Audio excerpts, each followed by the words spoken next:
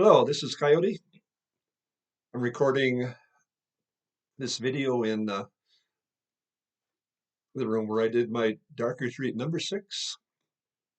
Nice little space. It's about 10 by 10.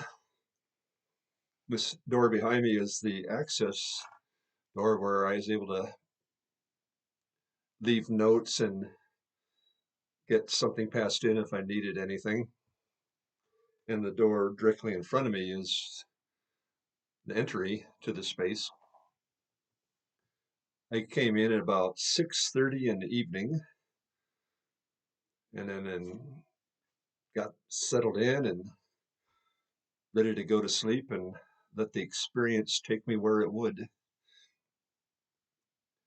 I've had a pattern of events in previous retreats where there were certain stages and escalation of the visionary aspect. This one was different, which, if you expect the same, be prepared to have something different. So that's what happened. I did have a sequence of visuals that revolved around the relationship between humans, plants, and animals in our world, because and they kind of swirled together in some visions, which tells me that we're all in this together. Where we go one, we go all. There's no us and them. We we're on this journey together, and the visual parts seem to come on early. They built up as in times past, but they never got really intense.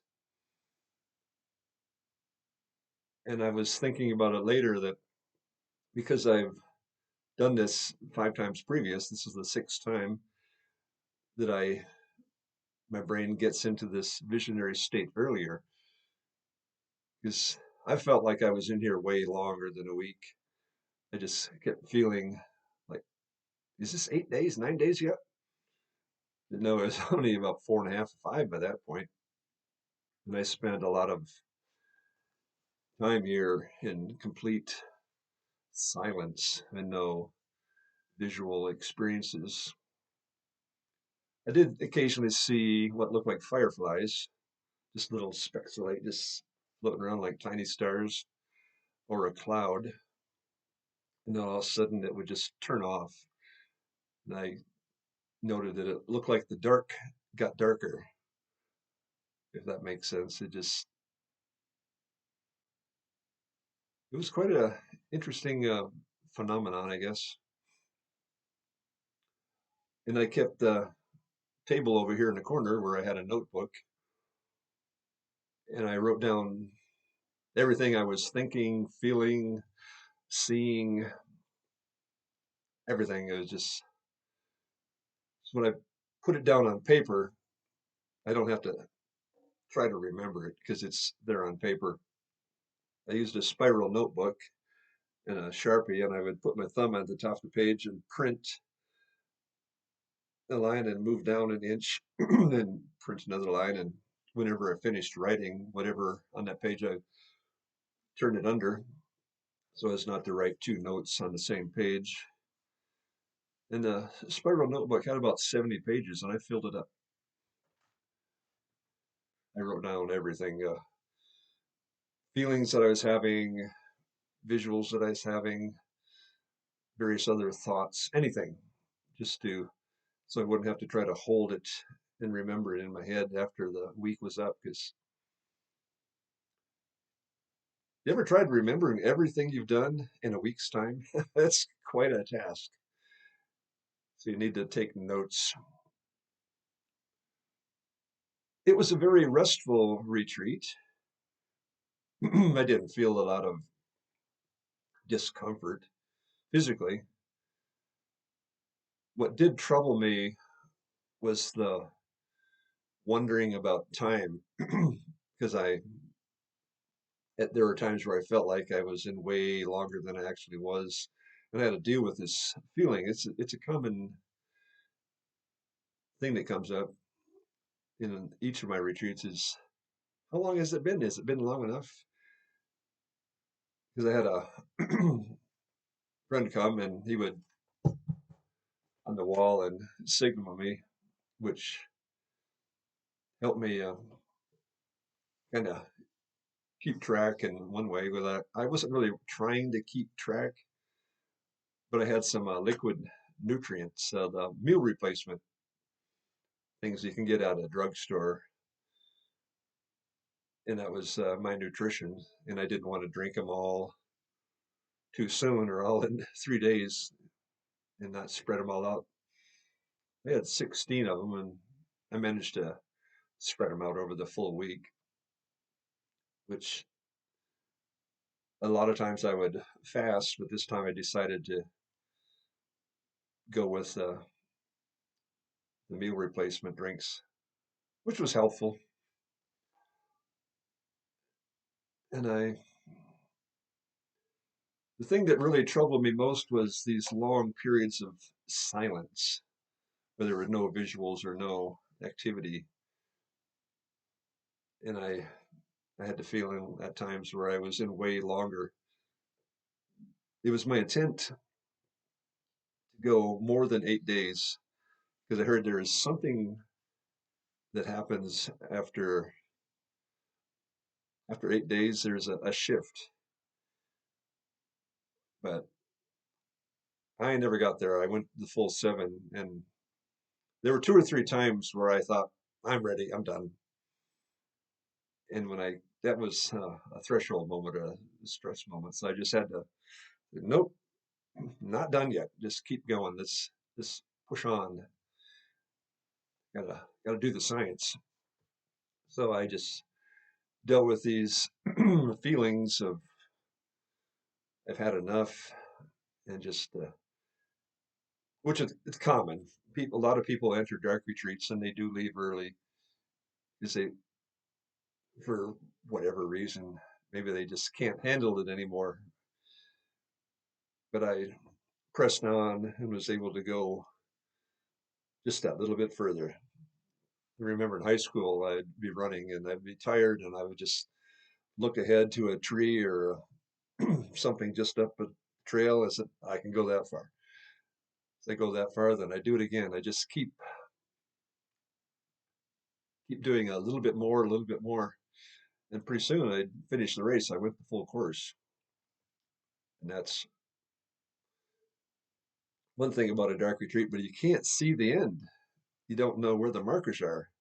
It's all a mental activity just to push on and keep going, and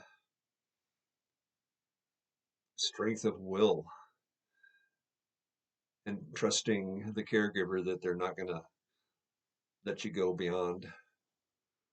There was one point where I was feeling some stress, and my caregiver came and we chatted briefly, and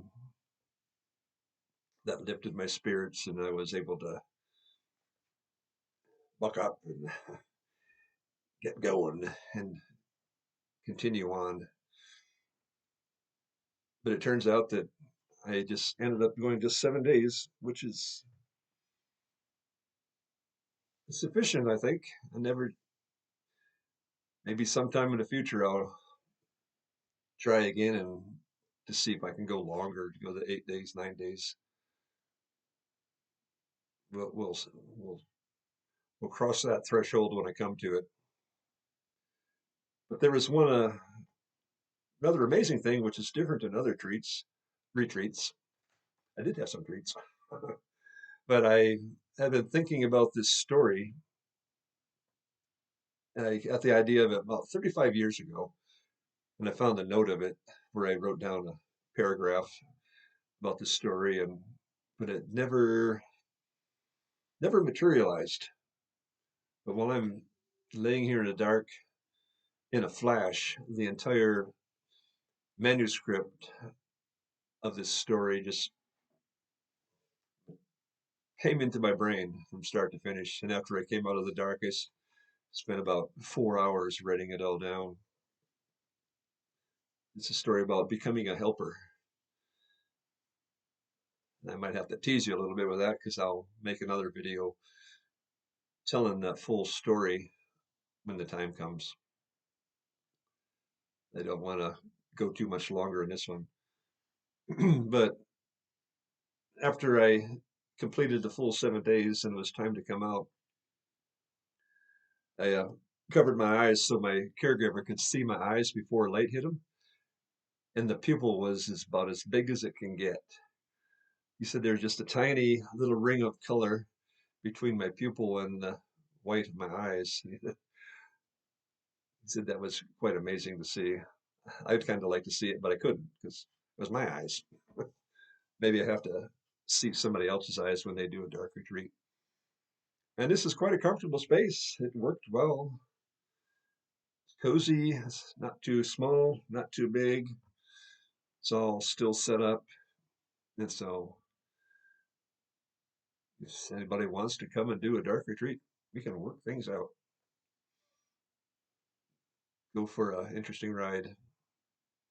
But after I came out, I noticed that I was kind of wobbly because it takes me about a day to get my equilibrium back in line, maybe a day and a half. But so when I come out at night, it's still dark, and so I'm not stimulated by too much light or too much activity. It just, you have to ease back into the lighted world from this dark retreat. Just one needs to take it slow and gentle. And you know how much you can take. If you get overstressed, you just step aside and let it be. But it was a fantastic experience. I'm almost finished with the book about dark retreats. I have to finish up some editing and polish it up a little bit. It will be available soon. So I think that about covers this retreat. There's just so much more I could talk about it. I could probably go on for an hour if my voice would handle it. But not now. So, well, I'll sign off and let me know what you think about dark retreats, and maybe we can give you some other pointers to set up a safe space to do your own. So take care and journey on. This is Coyote doing stuff in the dark. Actually, doing nothing in the dark, just sitting around. Good night.